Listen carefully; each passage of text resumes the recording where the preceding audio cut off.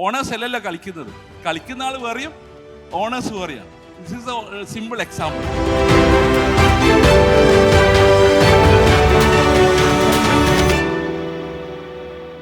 മന്നി sir, ഒരു 20 companies, multiple sectors in multiple industries, 100+ companies, that's a huge number.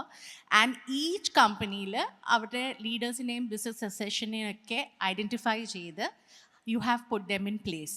In early stages you have handed over the business. ഒത്തിരി ട്രസ്റ്റോടെ you have chosen leaders and handed over the business to them. ഈ ഒരു confidence, ഈ power നേരത്തെ delegate ചെയ്യാനുള്ള ഒരു confidence അതെങ്ങനെയുണ്ടായി? നമസ്കാരം. ശരിക്ക് business is not just about ownership, is about leadership. So ഞാനൊരു ഓൺടർപ്രിനറൽ എക്കോസിസ്റ്റം ബിൽഡിംഗ് പ്രോസസ്സിലാണ് ഞാൻ വർക്ക് ചെയ്യുന്നത്. Actually I am itself an entrepreneur and we are building an entrepreneurial ecosystem. അപ്പോൾ ഓട്ടോമാറ്റിക്കലി ക്ലസ്റ്റേർഡ് ആയിട്ടുള്ള ബാക്ക്വേർഡ് ആൻഡ് ഫോർവേഡ് ഇൻ്റഗ്രേഷൻ മോഡലുകളിൽ പല ബിസിനസ്സുകൾ പല ജോഗ്രഫിയിൽ മൾട്ടിപ്പിൾ സെക്ടറുകളിൽ വർക്ക് ചെയ്യുന്നു. സോ അത് തീർച്ചയായിട്ടും അതിൻ്റെ ഡെലിഗേഷൻ എന്ന് പറയുന്നത് ഇനീഷ്യൽ സ്റ്റേജിൽ തന്നെ അത് ഐഡൻറ്റിഫൈ ചെയ്യുക എന്നുള്ളത്. അത് അഫ്കോഴ്സ് ഇപ്പോൾ നമ്മൾ പറയുന്ന സമയത്ത് സാധാരണ നമ്മൾ എങ്ങനെയാണ് ഇത് ഐഡൻറ്റിഫൈ ചെയ്യുക എന്ന് പറയുമ്പോൾ it's all about commitment, it's all about responsibility, it's about focus, dedication. ഇങ്ങനെയുള്ള കുറേ കാര്യങ്ങൾ, ക്വാളിറ്റീസ് ഉണ്ടാകുന്ന ആൾക്കാരുണ്ടാകുന്ന വെച്ചാൽ വെരി റെയറാണ് ശരിക്കും. അപ്പോൾ നമ്മൾ വിത്തിൻ ദ ഓർഗനൈസേഷൻ തന്നെ വി വിൽ ഐഡൻറ്റിഫൈ എന്ന് വെച്ചാൽ നമ്മൾ ഓരോ സെക്ടറുകളിൽ ഇത് ഏത് സെക്ടറിലേക്ക് നമുക്ക് ആൾക്കാരെ എങ്ങനെ ചൂസ് ചെയ്യുക എന്നുള്ളത്. കാരണം പ്രത്യേകിച്ച് നമ്മൾ multi country operations, multi divisions ചെയ്യുന്ന സമയത്ത് അതിൽ നമ്മളൊരു നെർച്ചർ ചെയ്യുന്ന സമയത്ത് സാധാരണ ഗ്രൂപ്പ് ഇൻട്രസ്റ്റ് ഉണ്ടാവും, അതുപോലെ തന്നെ റീജിയണൽ ഇൻട്രസ്റ്റ് ഉണ്ടാവും, അതുപോലെ തന്നെ ഇൻഡിവിജ്വൽ ഇൻട്രസ്റ്റ് ഉണ്ടാവും, ഇൻഡസ്ട്രി ഇൻട്രസ്റ്റ് ഉണ്ടാവും. ഇങ്ങനെ ഡിഫറെൻറ്റ് ഇൻട്രസ്റ്റ് ഉണ്ടാവും ചില സെക്ടറിൽ ബിസിനസ് ചെയ്യുന്ന സമയത്ത്. അപ്പം അതുകൊണ്ട് തന്നെ നമ്മൾ ആക്ച്വലി എന്ന് വെച്ചാൽ ഒരു വെഞ്ചർ ക്യാപിറ്റൽ മൈൻഡ് സെറ്റിലാണ് കമ്പനീസ് ഉണ്ടാക്കുന്നത് ശരിക്കും. We are not a venture capital company, but in a small way we are trying to build wealth, build businesses with people. അത് പീപ്പിളിനെ എംപവേർഡ് ചെയ്യുന്നു.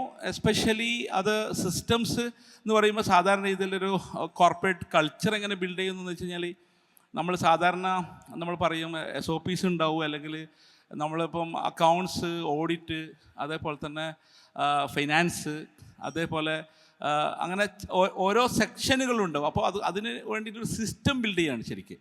അപ്പോൾ ആ സിസ്റ്റത്തിൽ നിന്നുകൊണ്ട് തന്നെ ഓരോന്നിനും കൃത്യമായ ബജറ്റിങ് കൊടുക്കാനുള്ള ശ്രമം. ഇപ്പോൾ എക്സാമ്പിൾ മറ്റുള്ള കോസ്റ്റിങ്ങിനെ ബേസ് ചെയ്തിട്ട്, മാനേജ്മെൻറ്റ് കോസ്റ്റിങ്ങിനെ ബേസ് ചെയ്തിട്ട്, അതേപോലെ തന്നെ അവരെ ട്രെയിൻ ചെയ്യാനുള്ള, കണ്ടിന്യൂസ് ആയിട്ട് ട്രെയിൻ ചെയ്യാനുള്ള ശ്രമങ്ങൾ നടത്തുന്നു. അതുപോലെ തന്നെ ഓരോ മാർക്കറ്റിൽ, ഒരു പുതിയ മാർക്കറ്റിൽ ഡെവലപ്പ് ചെയ്യുന്ന സമയത്ത് ആ മാർക്കറ്റിന് വേണ്ടിയിട്ട് തന്നെ നെർച്ചർ ചെയ്യുന്നു പീപ്പിളിന്. ആക്ച്വലി ശരിക്ക് നമ്മൾ ബിസിനസ് ബിൽഡ് ചെയ്യുമ്പോൾ ഇപ്പോൾ ചൈനയിലൊക്കെ എന്താ സംഭവിക്കുന്നത് വെച്ച് കഴിഞ്ഞാൽ ശരിക്ക് പിന്നെ മൾട്ടിനാഷണൽ കോർപ്പറേറ്റ്സിൻ്റെ ഇടയിൽ എഡ്യൂക്കേഷൻ മുതൽ തന്നെ ഏത് രാജ്യത്താണ് പോകേണ്ടതെന്ന് സ്കൂളിൽ നിന്ന് പഠിപ്പിക്കുന്ന ഏത് രാജ്യത്താണ് പോകേണ്ടത്, ആ രാജ്യത്തെ കൾച്ചറും ആ രാജ്യത്തെ റൂൾസും ആ രാജ്യത്തെ ലാംഗ്വേജ് ഉൾപ്പെടെ ഏർലി സ്റ്റേജിൽ തന്നെ പഠിപ്പിക്കുക.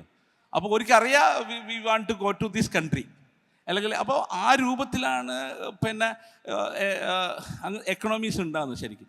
അപ്പോൾ ഇത് എംപവർമെൻ്റ് എന്ന് പറയുന്നത് ശരിക്ക് നമ്മൾ ശരിക്കും ക്യാപിറ്റലിനെ പറ്റി നമ്മളെപ്പോഴും പറയും. ഇപ്പോൾ ശ്രീത് ഭായ് ക്യാപിറ്റൽ കൺസൾട്ടൻ്റാണ് ശരിക്ക്. പക്ഷേ ഹ്യൂമൻ ക്യാപിറ്റലിൻ്റെ എംപവർമെൻറ്റിനെ പറ്റി അവർ പറയാറില്ല. ക്യാപിറ്റൽ വേണമെങ്കിൽ നമുക്ക് ബാങ്കിൽ നിന്നും കിട്ടും ശരിക്കും. പക്ഷേ ഹ്യൂമൻ ക്യാപിറ്റലിൻ്റെ എഫിഷ്യൻസിനെ യൂട്ടിലൈസ് ചെയ്യുക എന്നുള്ളത്, അതിനെ കൃത്യമായിട്ട് സിസ്റ്റമൈസ് ചെയ്യുക എന്നുള്ളത്, അതിനെ കൃത്യമായിട്ട് കൾച്ചേർഡ് ആക്കുക എന്നുള്ളതാണ് വി ആർ ട്രൈങ്. അപ്പോൾ it's all about team building culture initiate ചെയ്യുന്നു ശരിക്കും. ഇത് it's not within the family, it's within the organization itself. അത് വിസ്റ്റാൻഡ് ചെയ്യുക എന്നുള്ളത് ഏതെങ്കിലും ഒരു ഫൗണ്ടർ മാത്രം ഡിപ്പെൻഡ് ചെയ്യുക എന്നുള്ളതല്ല. അത് company itself A personality. Even in Indian corporate governance സിസ്റ്റത്തിൽ ചോദിച്ചു കഴിഞ്ഞാൽ ഇപ്പം പ്രൈവറ്റ് ലിമിറ്റഡ് കമ്പനീസിൽ നമ്മൾ സാധാരണ എന്താ ധരിക്കുന്നത് വെച്ചാൽ നമ്മുടെ ഇൻവെസ്റ്റർ തന്നെയാണ് പിന്നെ ഓണറാകാനും മാനേജ് ചെയ്യാനും നിൽക്കുന്നത് ശരിക്കും. പക്ഷെ ശരിക്കും നമ്മൾ കോർപ്പറേറ്റ് ഗവേണൻസ് സിസ്റ്റം നോക്കിക്കഴിഞ്ഞ് കഴിഞ്ഞാൽ പിന്നെ ഇൻഡിപെൻഡൻറ്റ് ഡയറക്ടർ ആവാം, അപ്പോയിൻറ്റഡ് മാനേജിങ് ഡയറക്ടർ ആവാം, അതിൻ്റെതായ റെഗുലേഷൻസും റൂൾസും വെച്ച് ചെയ്യാം. അപ്പോൾ ഓണർഷിപ്പും ലീഡർഷിപ്പ് രണ്ട് സബ്ജക്റ്റായിട്ട് കാണേണ്ടതുണ്ട്. അത് നമ്മൾക്ക് ലാക്ക് ചെയ്യുന്നു എന്നുള്ളതാണെന്ന് എനിക്ക് തോന്നുന്നത്. സാധാരണ ഇപ്പോൾ നമ്മൾ പിന്നെ ഇൻ്റർനാഷണൽ ഫുട്ബോൾ ക്ലബ്സിനെല്ലാം നോക്കിയാൽ, ഇപ്പം IPL ടീമിനെ നോക്കിയാൽ, ബാർസിലോണ FC പോലത്തെ ടീമിനെ നോക്കിയാൽ ഓണേഴ്സ് അല്ലല്ലോ കളിക്കുന്നത്. കളിക്കുന്ന ആൾ വേറെയും ഓണേഴ്സ് വേറെയാണ്. This is a simple example.